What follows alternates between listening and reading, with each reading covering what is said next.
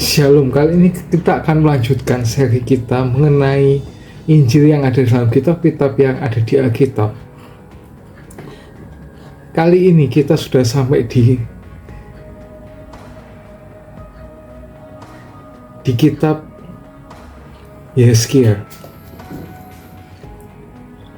Banyak orang Kristen yang membaca kitab Yesaya dan tidak melihat apa-apa selain kumpulan firman penghakiman yang samar-samar, dan di dalamnya terdapat beberapa bagian acak yang berbicara tentang kasih karunia Allah. Dibandingkan dengan nabi-nabi besar lainnya, yaitu Yesaya, Yeremia, dan Daniel, kitab Yesaya mungkin memiliki bagian mesianik yang paling sedikit yang mengantisipasi Kristus.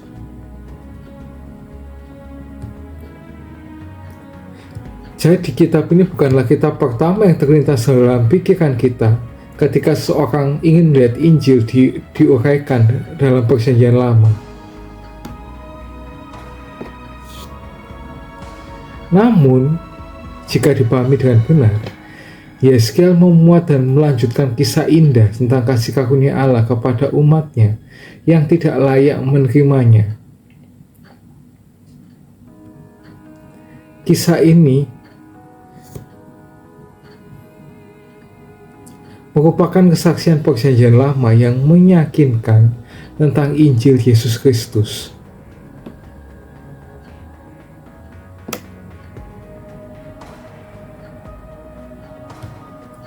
Seluruh struktur kitab ini pada kenyataannya merujuk pada kasih karunia Allah kepada umatnya meskipun mereka berdosa.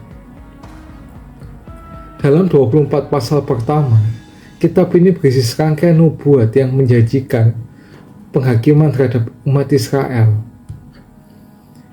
Yerusalem akan dikepung dan dihancurkan. Yesaya memperingatkan, dan ini akan terjadi karena dosa umat Israel waktu itu, bukan yang sekarang ya, beda ya. Tolong bedakan Israel dulu dan Israel sekarang ya. Pengasingan tidak terjadi secara kebetulan, dan kehancuran Yerusalem juga tidak. Semua itu datang dari tangan Allah sebagai tanggapan atas pemberontakan umatnya.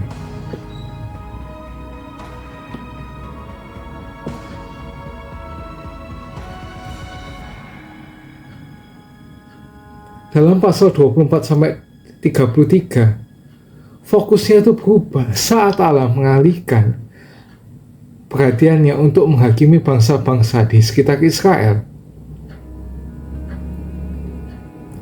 Dia berdaulat bukan hanya umatnya, tapi juga atas semua bangsa di dunia. Tidak seorang pun dari mereka yang akan diampuni dari pemberontakan mereka.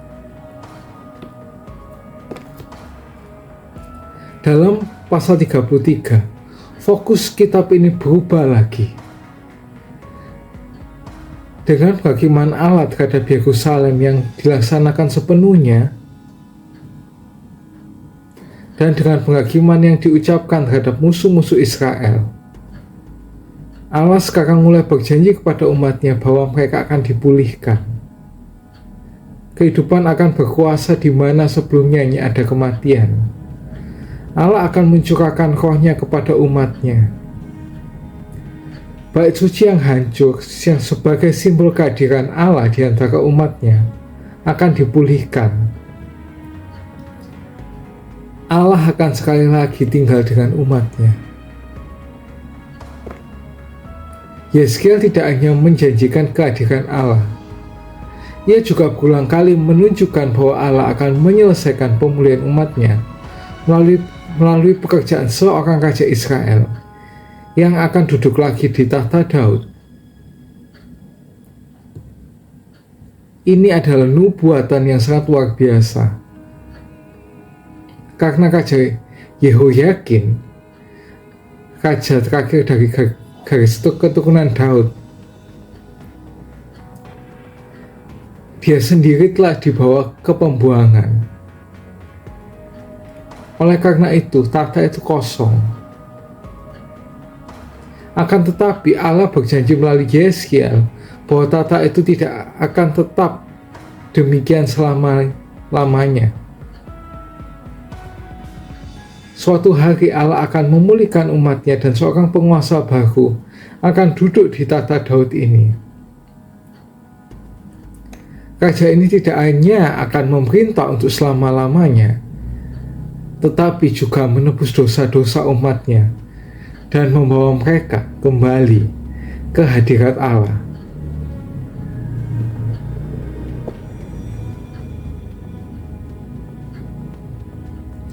Dalam semuanya ini, Yeskiel menunjuk dengan kuat baik kepada kedatangan Yesus Kristus maupun kepada kasih karunia Allah dalam mengampuni orang yang berdosa. Semua manusia, bukan hanya Israel, adalah orang berdosa yang layak menerima penghakiman Allah.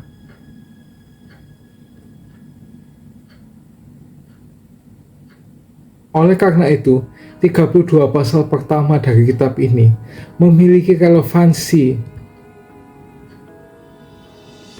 bagi kita yang hidup di masa sekarang. Kita belajar dari pasal-pasal tersebut tentang kekudusan Allah, kejahatan dan konsekuensi terhadap pemberontakannya.